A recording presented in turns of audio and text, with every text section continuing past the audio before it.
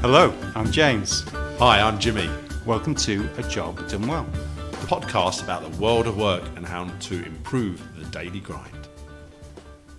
Good morning, how are you doing? I'm doing well. How are you? I'm doing all right, thank you very much, except it's hammering down with rain. It's the end of April and I'm frozen. So what are we covering today then?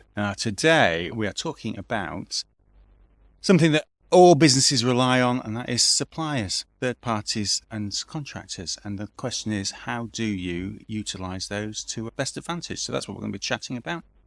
And traditionally, we manage them just as a commodity, but actually we think that improving the relationship, managing them as partners is one of the biggest levers you can pull to get the successful delivery of your organisation's purpose. So exciting and very valuable episode today. Riveting. And we'll also talk about the dark ages, something to look forward to. Okay.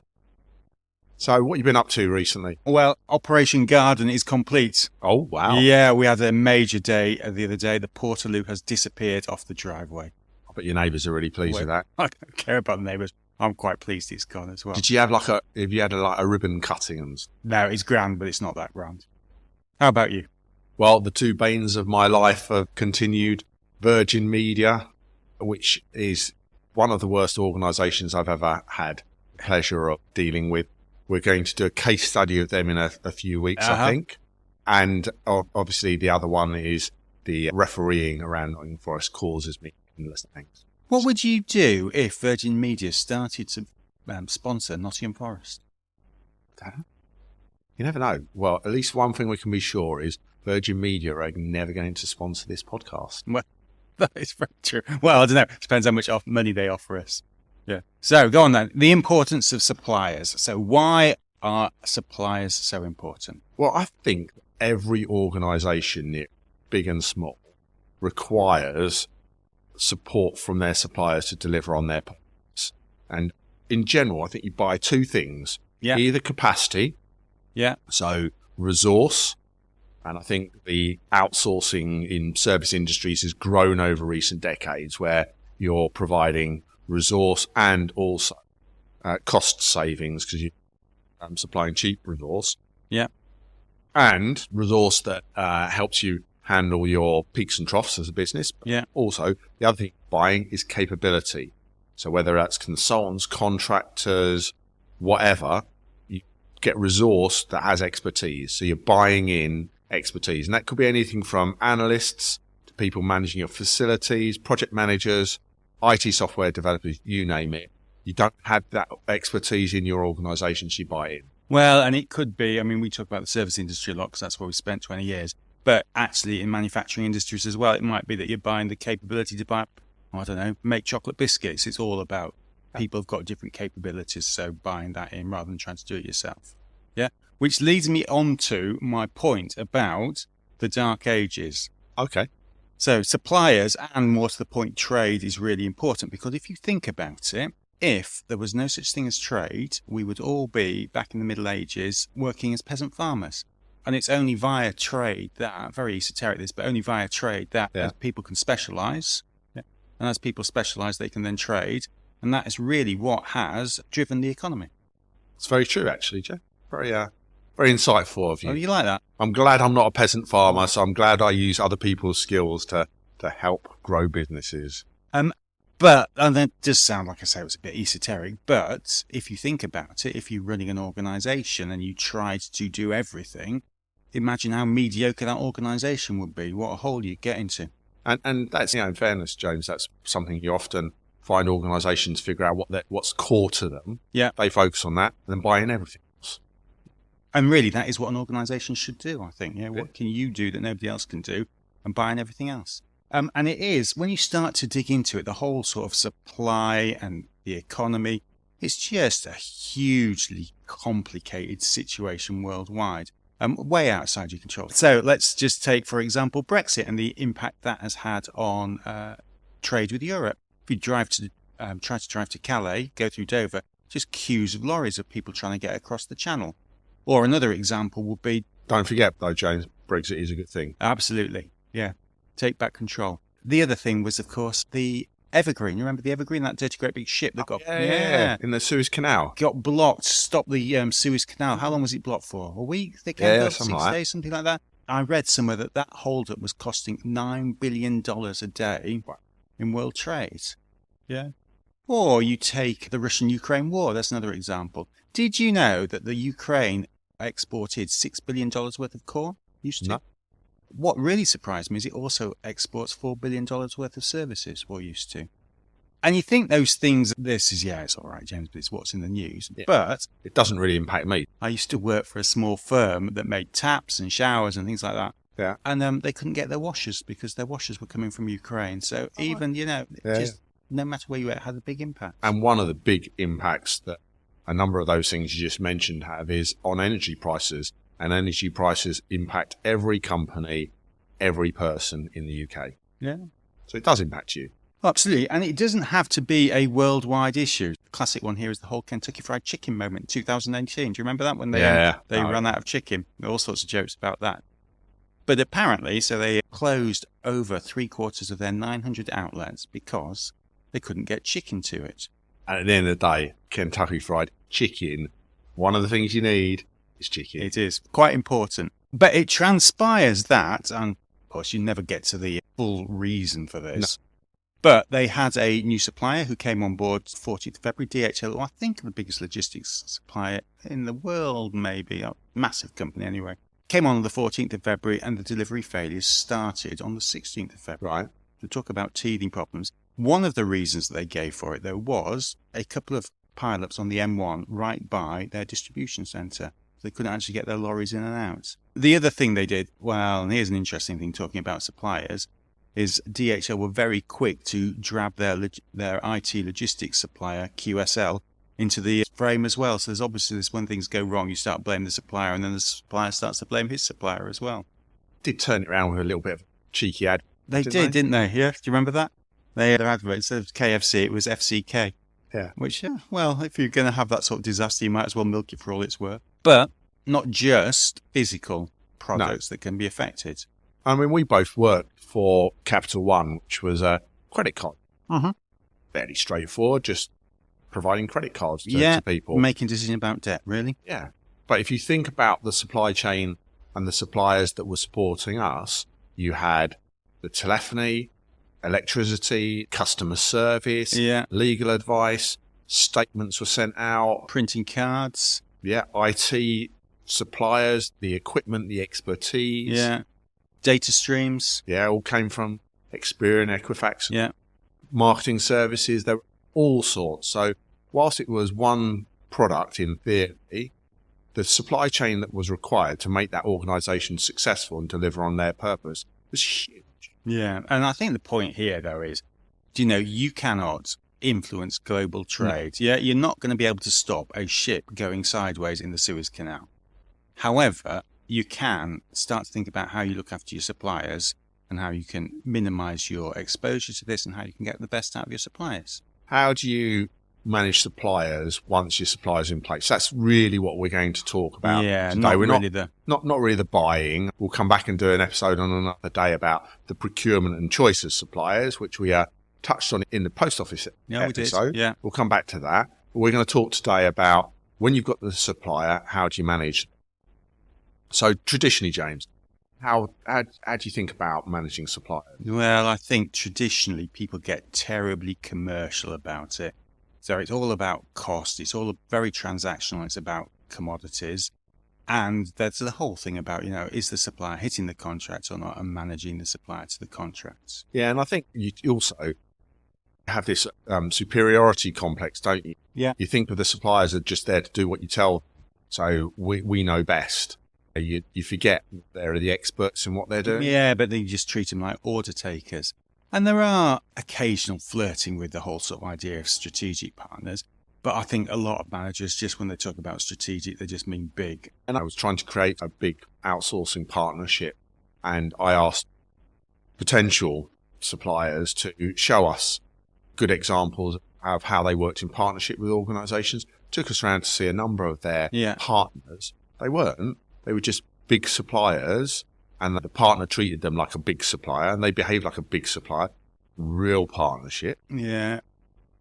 And it just gets terribly adversarial, doesn't it? It's all win-lose. Yeah. One of the things is these are just actually, they're just relationships. Yeah. And you forget about the people that sit behind these companies and that you're in relationship with. Oh, yeah. And you think win-lose, it's not just about the company, it's the people. No, absolutely. And, you treat people with suspicion. And maybe they behave like they need to be. Yeah, maybe. Yeah, maybe. In some cases. But the point is bit of chicken and egg. Are they behaving that way because you treated them that way, or are you treating that way because that's how they behave? Yeah. And then I think the other thing is that in organizations, you tend to focus on your core skill, what you're really good at. But the suppliers are so important, but actually it tends to be tucked away in the side office somewhere, yeah? Maybe somebody in finance is running it, but it's not. People don't think about how they're managing their suppliers. But actually the supplier might do the majority of work. When I was working at FSCS, over 90% of our work was done externally. So they did the majority of what the organisation was about. But like you say, often that supplier management, vendor management isn't really a core skill. Yeah. But then, you reap what you sow in life, don't you? So as a result of the way in which we manage these suppliers, you get what you pay for them. And behaviour breeds behaviour. It's that whole chicken and egg thing again. And you end up with the adversarial relationship. Just creates a toxic environment for everyone to work. You just see a lack of proactivity from your partners. They don't come forward and offer innovation and ideas. And as for discretionary effort, it's the same if you treat your staff in this way. You don't unlock any of the discretionary effort at all. Yeah, you can imagine actually coming back to the KFC story, the conversations that were flowing over the telephones there. But the point is, it's not companies that compete, it's the whole supply chain. Yeah. Yes, the customer doesn't care if the chicken wasn't there, whether it was because their van wasn't there or the chicken wasn't bought. They don't care. So ultimately, if you manage suppliers in the way that we talked about, performance, customers and staff all suffer. So I did a bit of research. I went online and I found out, so how should you manage your suppliers? Right, go on. And I came back with this thing called the supplier grid, which I've seen in the dim and distant past. Yeah. Or the sounds familiar. Yeah, the Krylik matrix, if I've pronounced the gentleman's name properly. Now you've lost me. Well, so what this is a typical sort of 2x2 box. So on the one axis, you've got impact on profit or how much you are spending. Yes, you're either spending a lot of money, high, or not much, low. And then on the other side, the other axis is really about supply risk. So is this something which is really risky? Yeah, high risk item, or something that's not risky. Therefore, you get your 4 boxes. So let's just talk through those 4 boxes. So the classic example of a low cost and also low risk thing would be something like paper clips or pens and paper or office stationery. It's the sort of stuff you need. You can't run your business without it, but it really doesn't make much impact on cost at all. You just go and buy it and probably buy the cheapest you can get. Genuinely a commodity. Yeah, absolutely. Yeah. Well, and then the next box really, I suppose, is the stuff which is high cost, but also low supply risk. And you really are into commodities here. So the obvious one would be, steel for a car manufacturer or something like that. Yeah. For a service industry, what would the equivalent be? Well, I remember running a load of the print services, and that sort of thing, where actually it is a commodity really spending a hell of a lot of money on. Yeah, that really is a buyer's market. And you're into, how can I negotiate the cheapest deal? Yeah. Where it gets a bit more interesting, I think, is on the stuff which is high risk. So again, low expense, not spending much, but actually high risk. The obvious one for me was I used to work in the food industry, and some of the natural flavors and ingredients were quite, a bit dodgy where you were going to get them from. So stuff like saffron, okay, you didn't spend a huge amount of money on saffron, but quite risky. So you used to contract that very carefully. I was thinking about that. I was struggling to think of something which was the sort of service equivalent, service industry equivalent. I think in my experience, sometimes some of the specialist data or IT skills you might need, quite niche. Okay, you don't need a lot of them, but they are quite hard to come by. Well, that's quite high risk. Don't spend a lot of money. Yeah, I suppose the way in which you manage that is you just aim to minimize the risk. That is the way you do it. But then the one that's really interesting, I suppose, is the stuff where you're spending a lot of money and actually it's quite difficult to get hold of as supply risk. Yeah, and these are the big ones in terms of importance to organisations.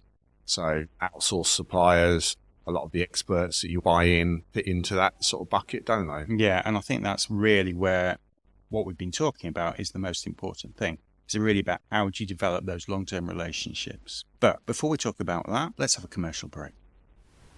We cover a whole host of topics on this podcast, From purpose to corporate jargon. but always focused on one thing, getting the job done well. Easier said than done.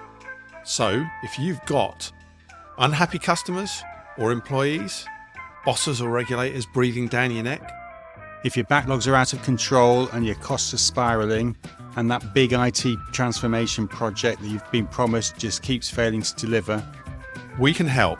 If you need to improve your performance, your team's performance, or your organisation's, get in touch at jimmy@ajobdonewell.com. or james@jobdonewell.com. Right then, so question then is your strategic suppliers, these people where it's high risk and high spends. I suppose the first question is, what do you want from these suppliers? Well, I think you want a number of things. Often you want cost saving, you want improved service, better performance, better quality, you want innovation, you want ideas, you want expertise, the whole rack of things that you're buying in. So it's not that, in terms of what you want, it's not that different from what you want from anywhere else in your business. I mean, you might want those things from your internal teams, but often buying them in, so you're reliant on external parties providing. I think one of the key things is that these are like any other relationships. We're talking about them as suppliers. Just using the word supplier implies you supply me with something. It doesn't have any thought about what I give you. Yeah. It's just what I want, versus actually thinking of these as partners. Now, just the word partner implies two-way, and that's what we're going to come on to, is actually seeing these as mutually beneficial relationships as opposed to one-way suppliers. So we come up with a set of golden rules, like a good golden rule, ways to treat your supplier, things you could think about doing. So the first one I've got, right? This is a winner. Yeah. Comes back to my last episode on emotional intelligence. Treat them like people. So you did listen to what Amanda told you. I did listen. I worked for an organisation for a while where I was responsible for running an outsourced supplier. And the piece of advice I was given was, it'll be okay, James. You just need to keep your foot on their throats. Yeah, because that's what everyone wants to experience. Yeah. That's how you motivate. That's how you get the best out of anyone. And it's just dreadful. That is not the way to treat your supplier at all. And ultimately, these partners have the same needs as you and your people. They want to be treated well. They want to be looked after.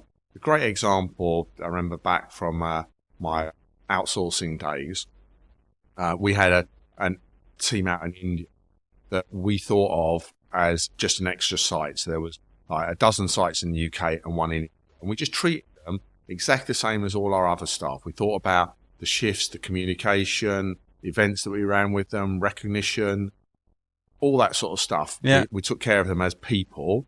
And sure enough, it was the best performing operation that this company had in India. And they had about a couple 100,000 people working for them. Yeah. So, and ultimately, that was just treating them like people. Yeah. The next one then, golden rule number 2, give them what they need to be successful. Right? So avoiding the whole throw it over the wall behavior. Another example, one organisation I work with, they wouldn't give their supplier a forecast. Yeah. Right? Now, how you're supposed to run, a 1,000-seat contact centre without a forecast is quite beyond me. But they were so grateful when we gave them the forecast. But you need a forecast, you need the training, you need information, you need direction. There's a load of things you need to set people up for success. Yeah. Right? So as with any other part of your organisation, give them what they need, because they can't help you if you don't help them. Next one. Realise that they have to make money. Ultimately, your partners are commercial organisations. Yeah. They need to make money, but try and make sure they make a fair return. Yeah. But it's not in your interest if your suppliers go bust, particularly not if they are in this sort of golden quadrant of being the high risk, high cost area. So what often happens is there will be changes to what you need them to do, whether that's volume or work type changes. Well, now it's funny you say that. The company that I work for that refused to give over the forecast, they also gave them an extra 50% of volume. Right. Which maybe that was why they weren't keen on giving them the forecast. Yeah. But you can imagine how that relationship was going.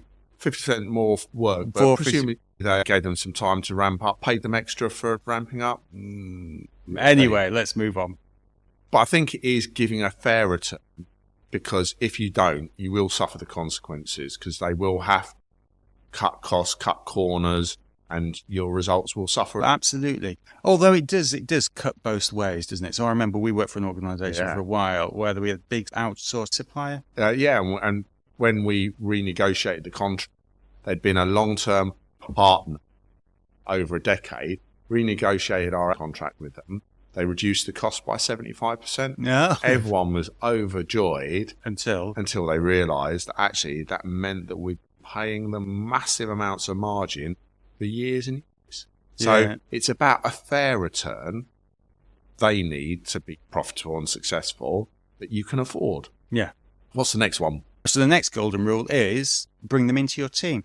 You really need to realise that these guys know stuff that you don't know. That's why you have got them. Yeah. And your point earlier on about capacity and capability, right? Well, even if they're providing you capacity, they're providing you cheap capacity, because otherwise you wouldn't go there. And for them to provide you cheap capacity, they must have capabilities that you don't have. So it really is about bringing them into your team because they know stuff you don't. Yeah. The whole thing about continuous improvement, you can't do it unless you've got your suppliers with you. No, the other thing, back to your point about they know stuff and they have expertise. I was dealing with one particular company failure where we ended up with a couple of million pieces of evidence to review and lots of vulnerable people that needed their money back. And that was going to take us absolutely years. So we sat down with some of our key partners and right from the outset involved them in solving the problem. They had the expertise to do that. And between us, figured out how we could use AI to cut millions of pounds off the cost of doing it and years in terms of the time it would take to deliver it. But that was collaborating as equals, as partners on the problem together and listening to what they had to say. Next one. Well, golden rule number 5, this really is playing to my strengths, but put in place appropriate governance. Can I just point out, I know you're a big fan of governance, but did you know that the episode we did on governance, one of our most popular? Oh, is that right? I know it was your favourite to record. No, it's a queer as folk. However, one of the things that I've done in the past, and just obvious really, but do you have a monthly meeting where you have a sensible conversation about performance and not a beat up, but this is how we're doing, what we're going to do to make it better? I think sometimes structures don't help and they can be quite complicated. So often you've got procurement team probably sit in finance that procured the services. Then you've got some vendor teams who manage the relationship and the performance. Well, actually, is accountable for the outcomes that supplier is giving you. Yeah. And at the end of the day, there can be quite a distance between the accountable team, accountable person, and the partner themselves. You end up playing Chinese whisper. In my experience, getting the people who are running the service, whether that's expertise, consultancy, or service provision, and the people accountable for the result, getting them communicating and make sure governance brings them together is one of the definite key points. Right, next one. Number 6, think win-win. Now, a beautiful example of this. So this is the whole thing about, well, what is easy for you to give that's valuable to them, and what can they give you easily that's valuable to you? Classic one for me, it was really obvious, but big Indian outsourced supplier, and most people had them working UK time, which meant, of course, they were working a late shift in India. But actually, the organisation I was working for at the time realised that, well, it was only clerical work. Yeah. There was no need for them to be on UK time, so they just moved the shifts so that the guys were working on local time. Yeah. Very easy for the organisation, went down incredibly well with the Indian outsourcer. Another good example is one organisation I worked for. They refused to let their partners even say publicly they worked together. Oh, really? Yeah, and they had real strong brand presence. The partners really wanted to say, look, we're partnering up with these guys. Wouldn't let them. And there was no real rationale for that. And when we let the partners and talked publicly about the partners, then all of a sudden that was a massive win for them. It didn't really cost us anything, so it was relatively easy for us to give. Yeah. And it had massive upside for them in terms of their kind of brand, if they did a good job, obviously. Yeah. Right then, final golden rule, don't rely on the contract. Right, because no matter how well your contract is written and how many clauses you've got in it, you need to worry about the spirit, not the word of the contract. The minute you get down to managing them by the contract is the minute you need to start worrying about finding a new supplier. And I think what ends up happening, the contracting processes can often be, really detailed, and it implies, exactly what's happened. And therefore, you've covered every eventuality. You get this big contract like reams and all this stuff. And then as soon as you go live, everything changes anyhow. So you lose the spirit straight away, therefore. But we'll come back to the procurement services on another day. Yeah. If you can treat your suppliers well, you'll be quite amazed by the level of performance you get out of them. However, it can take time. Yeah. I think, in my experience, a lot of partners, they're not used to behaving like real partners. That's not how many of their clients behave. Yeah, okay. They're conditioned to respond in different ways. So you get the scolded dog syndrome. Yeah, they sort of slink away. Yeah, exactly. And I think the other thing that I would bear in mind is don't expect perfection all the time. There will be bumps in the road. Progress and going down this route and following some of those golden rules we just talked about will give you an improvement. Don't aim for perfection. I'm not sure that I've ever really achieved this in terms of true partnership that works perfectly all the time. It's the holy grail. But actually, when I've gone down this route, I've seen real upsides. Yeah. So it's just about getting better. Yeah. And because there are some real benefits of working in partnership. So what are the benefits then? Let's summarize that. What are the benefits of working with partners? So I think overall, standing performance, you're going to get your best performance if you really follow some of those golden rules. Yeah. Innovation and insights. So you have recruited these partners because they can do things that you can't do. Really focus on that reap benefit. You'll have better relationships between people in both teams, which just creates a better working environment for everyone, including the people that work in your organization. Yeah. And I think finally, it's just productivity and help. People going that extra mile. I'll give you an example. During COVID, everything locked down. We had an Indian supplier at the time. And that supplier, obviously, they had to ship laptops out to all their workers who were working at home. They got them shifted out. They shipped them out in the grocery delivery trucks because it was only the grocery delivery trucks which were allowed to move. But they did that because we had a good relationship with them. Overall, I guess one of the partnerships I worked in that was probably most productive was with a company called Orange Bus, based up in the Northeast. And they got a really good understanding of what we were trying to achieve. Yeah. Built really good relationships between the teams, and the innovation insights, the ideas, the work they did with us was out of this world. But it was because we followed those golden rules. So amazing what you can achieve. And a positive thought for you, right? The bar is low. I have seen some shocking supplier management in my time. Yeah. And this isn't difficult. So you only need to be a little bit better than the other customers they're supplying, and they will go through walls for you. Yeah, it's one of those rare examples where actually living in a good house on a shit street is enough. So, in summary, don't underestimate the importance of suppliers to delivering your purpose. Yeah. The traditional way of managing suppliers will get you bad outcomes all round. You do not need to have your foot on their throats. If you treat suppliers as partners, they are able to unlock value.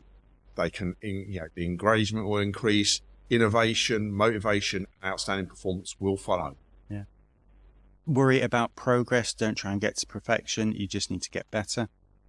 All of this takes a lot of effort, but believe me, the results are worth it. Good. There you go. Supplier management in 30 minutes. Well done. Well, hopefully you found that episode useful. If you'd like any help in how you turn your suppliers into partners and get outstanding results, then get in touch with James and I. Also, a call to action for you all. If you have enjoyed today's episode or any of our previous episodes, please share it with your colleagues, share it with your friends, share it on your social media. Super. Right then. Thank you very much. Speak to you later. Thanks, everyone. Have a great week. Cheers now.